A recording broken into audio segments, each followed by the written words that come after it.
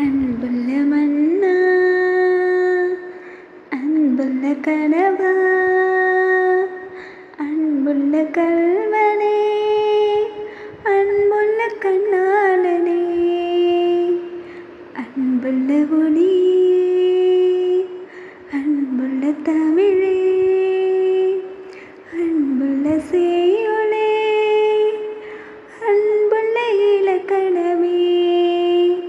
அன்புள்ள திருக்குறளே, அன்புள்ள நற்றினையே,